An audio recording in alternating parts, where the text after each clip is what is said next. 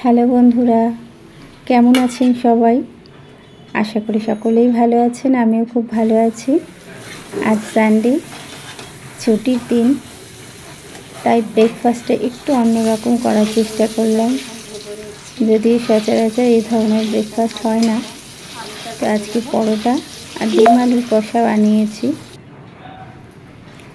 তো সকাল থেকেই দেখছি বেশ মেঘলা মেঘলা আকাশ। আর সত্যি কথা বলতে কি, মেঘলা আকাশ হলে একটু মনটা অন্যরকম হয়ে যায়। তো রান্নাঘরে চলে এসেছি, ভাবলাম একটু রান্না করি, অন্য কিছু করি। তো যেই ভাবনা আর সেই কাজ।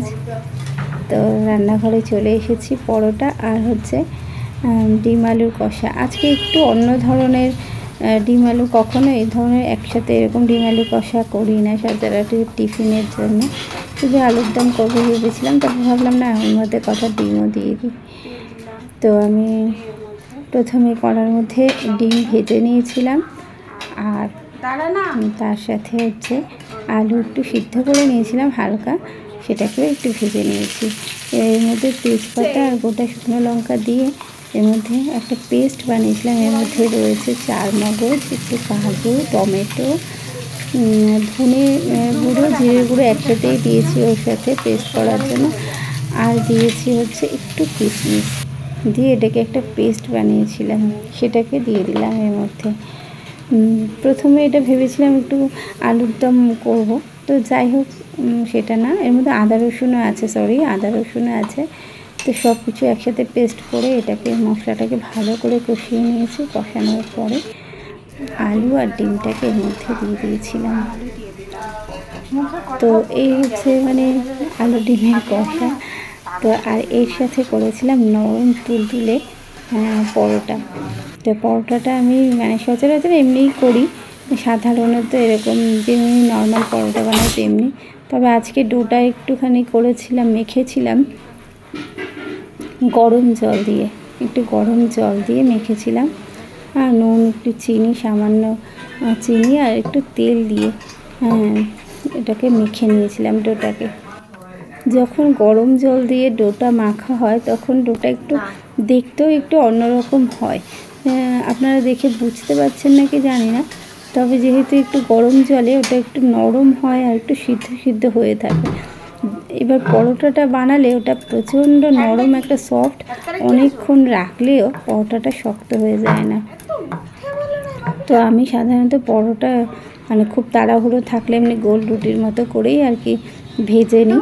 সেম আজকেও তাই করেছি, কোনো অন্য রকম কোনো কিছুই না। এটাকে বেলে নিয়ে আর ভেজে নিয়েছিলাম। এই ব্যাপার। তো আজকে তো সারাদিন দেখছি মেঘলা আকাশ। আপনারা ব্রেকফাস্টে কি বানিয়েছেন একটু জানাবেন। আর আমার তো বেশ আজকের দিনটা ভীষণভাবে এনজয় করবো, কেননা সকাল থেকেই মেঘলা আকাশ, আমার মনটা এমনি উড়ু উড়ু করছে। যাই হোক, সকালের টিফিনটা এটাতে হচ্ছে, তারপর তো রান্নাবান্না আছে। আর মাঝে মাঝে একটু বাইরে যাচ্ছি প্রকৃতিটাকে দেখতে। তো এইভাবেই আমার দিনটা কাটবে। অসহ্য গরমের কারণে আমরা ভীষণভাবে অস্থির হয়ে উঠেছিলাম এই কটা দিন। তবে আজকে একটু বৃষ্টি, একটু মেঘলা আকাশের জন্য মনটা একটু স্বস্তি এসছে, যে না, একটু হলেও মনে হয় আজকে একটু স্বস্তির নিঃশ্বাস পাবো। তো দেখা যাক বৃষ্টি কেমন হয়। যদি অল্প বৃষ্টি হয় তাহলে তো বলার মতনই না, আবার সেই গুমোট একটা গরম থাকবেই। তবে যদি একটু বেশি ভারী বৃষ্টি হয় তাহলে হয়তো দিনটা বেশ ঠান্ডাই থাকবে। তো এই যে আমার এদিকে পরোটা হয়ে গেছে, দেখতেই পাচ্ছেন। পরোটাটার কালারটা কীরকম এসছে দেখছেন? সত্যি কথা বলতে কি, হয়তো খেতে বেশ ভালো লাগবে, কিন্তু খাওয়ার পরে যাদের কোনো গ্যাস অ্যাসিডিটির প্রবলেম আছে তাদের কিন্তু সত্যিই খুব সমস্যা, যেটা আমার আর কি। তো সব সময় তো খাওয়া হয় না, মাঝে মধ্যে এরকম হলে মন্দ লাগে না।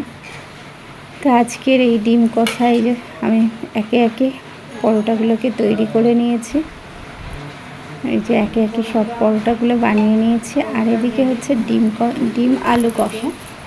এবার আমি খাবো, সবাই খাবে আমার বাড়ি। তো দেখা যাক কেমন লাগে। বন্ধুরা রান্না কমপ্লিট, রান্না না মানে আর কি টিফিন কমপ্লিট হয়ে গেছে। এই দেখুন কি বানিয়েছি, এই যে পরোটা বানিয়েছি, পরোটা কমপ্লিট, এতগুলো পরোটা বানিয়েছি। আর এদিকে ডিম কষা, ডিম আলু কষা। এই যে ডিমটা দেখা যাচ্ছে না যদিও, এই যে তো বন্ধুরা এই যে আমি এখন খাবো, আপনারা সবাই খাওয়া দাওয়া করে নিন। আজকের এই পর্যন্তই, আগামী দিন আরও অন্য কোনো ভিডিও নিয়ে আপনাদের সামনে আসব। ততক্ষণের জন্য টাটা, বাই বাই।